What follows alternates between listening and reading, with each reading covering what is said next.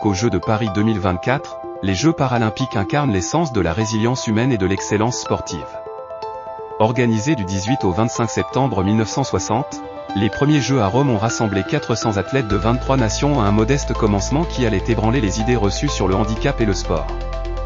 À cette époque, ils étaient encore appelés Jeux mondiaux pour athlètes handicapés, mais la détermination de briser les barrières était déjà palpable dans chaque poussée, chaque sprint et chaque lancer. Dans les années 1970 et 1980, la Fédération internationale des sports pour les personnes handicapées, MEDE, a jeté les bases d'une organisation structurée, classification précise des handicaps, multiplication des disciplines et inclusion des athlètes avec des handicaps intellectuels, 1996, ou des lésions cérébrales, 2000. Les chiffres parlent d'eux-mêmes, de 400 participants en 1960, on est passé à plus de 4400 à Sydney 2000, représentant 122 délégations.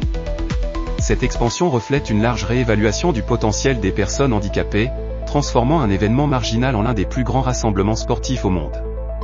Tokyo 2020, un épisode unique reporté à août 2021 en raison de la pandémie, a été une démonstration d'adaptabilité sans précédent. Malgré des protocoles sanitaires stricts et des stades vides, des records ont été battus, l'athlète britannique Hannah Cockcroft a remporté 2 médailles d'or en athlétisme, et la nageuse chinoise Zhang Li a battu le record du monde du 100 mètres nage libre dans la catégorie essence. À chaque foulée, chaque mouvement de bras, l'engagement des bénévoles et l'énergie des spectateurs, même à distance, nous rappelaient que l'esprit paralympique transcende toutes les adversités. Paris 2024, qui se tiendra du 28 août au 8 septembre 2024, marque un tournant en termes d'accessibilité et de visibilité médiatique. Pour la première fois, tous les événements auront lieu dans des lieux emblématiques de la ville lumière, Paralarme au Grand Palais, athlétisme au Stade de France et basketball en fauteuil roulant au cœur du Champ de Mars.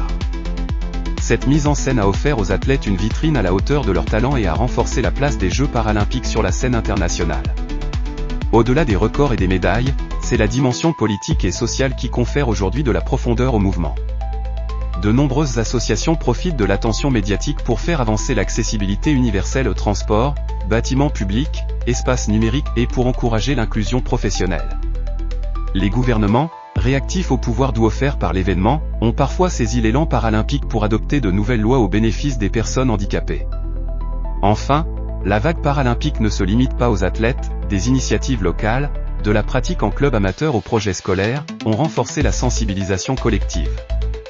L'image de l'athlète en situation de handicap n'est plus celle de l'exception mais de l'égalité, capable de performances sublimes, et dont le parcours façonne une nouvelle idée de la société. Article 2, prothèses bioniques quand l'innovation sert la résilience humaine. Dans des laboratoires de pointe comme ceux du MIT ou sous l'égide de la DARPA, l'innovation continue de repousser les limites entre l'homme et la machine. Les prothèses ont parcouru un long chemin depuis la simple jambe en bois, aujourd'hui, elles incorporent des capteurs myoélectriques, des exosquelettes et même des interfaces cerveau-machine.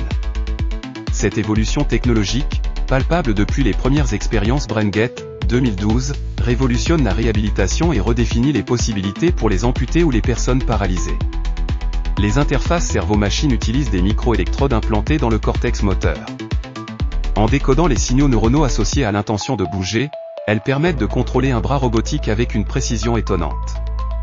En 2023, une équipe de l'université de Cleveland a réussi à permettre à un patient tétraplégique de boire un verre sans assistance, traduisant ses pensées en mouvements fluides de la prothèse, une avancée qui semblait de la science-fiction il y a seulement 10 ans. Parallèlement, l'émergence de matériaux Esquin apporte une dimension sensorielle sans précédent. Des capteurs miniaturisés et souples placés sur la prothèse fournissent à l'utilisateur des informations tactiles, pression, température, texture. Ce retour haptique permet d'ajuster la force de préhension ou le positionnement en temps réel, réduisant ainsi les chutes d'objets et améliorant l'autonomie quotidienne. Sur le front des exosquelettes, les avancées sont tout aussi spectaculaires. Des structures rigides et lourdes des premiers modèles, les fabricants sont passés à des architectures légères en fibre de carbone synchronisées avec une intelligence artificielle intégrée.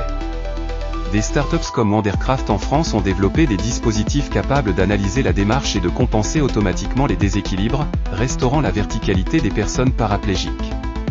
Cependant, malgré cet engouement, plusieurs défis demeurent: accessibilité financière, certification médicale, robustesse à long terme des implants neuronaux, et questions éthiques liées à la collecte des données cérébrales. Les prothèses bioniques soulèvent également des questions de normalisation. Quand le renforcement technologique devient-il une surdimension humaine ? Pour l'instant, la priorité est axée sur l'amélioration de la qualité de vie, la réduction des complications, et la promotion de l'intégration sociale des utilisateurs. En fin de compte, la prothèse bionique transforme la résilience individuelle en une aventure collective, où chercheurs, médecins, ingénieurs et utilisateurs co-créent l'avenir de la mobilité et du toucher. En regardant vers l'avenir, l'objectif ultime est de créer une symbiose parfaite entre chair, neurones et machines, faisant de la prothèse une extension naturelle du corps. Article 3, l'intelligence artificielle au service de l'accessibilité ou état des lieux et perspectives. L'IA, autrefois confinée au laboratoire de recherche, est désormais entrée dans notre quotidien avec une promesse forte, rendre le monde plus accessible.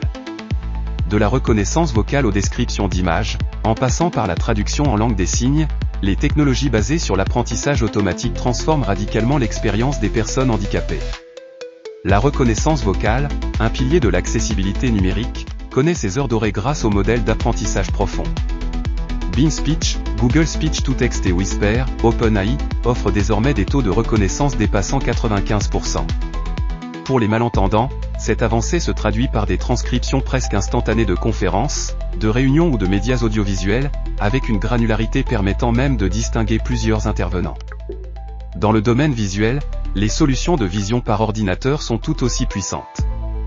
Des applications comme Microsoft Seeing AI ou Be My Eyes combinent reconnaissance d'objets et lecture de texte, OCR, fournissant aux personnes malvoyantes une description détaillée de leur environnement.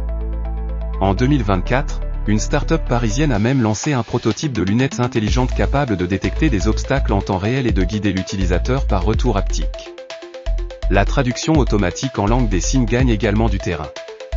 Les laboratoires de l'université Gallaudet collaborent avec des géants de la technologie pour entraîner des avatars 3D à reproduire avec précision les structures grammaticales du français et de l'ASL, American Sign Language.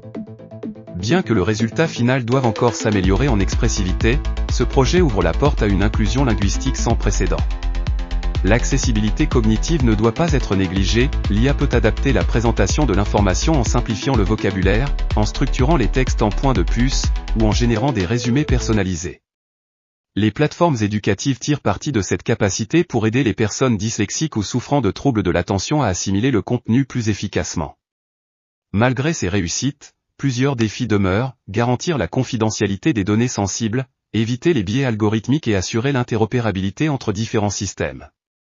La question de la normalisation se pose également, comment s'assurer qu'un même document puisse être lu sans interruption par tous les outils d'accessibilité?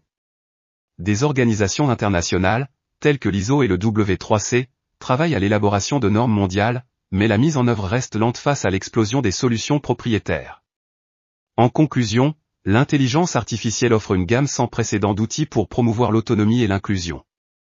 Bien que le chemin vers l'accessibilité universelle soit parsemé d'embûches technologiques, juridiques et éthiques, l'essor des algorithmes et des architectures neuronales suggère un avenir où chaque individu, quelles que soient ses capacités, peut interagir pleinement avec le monde numérique et physique.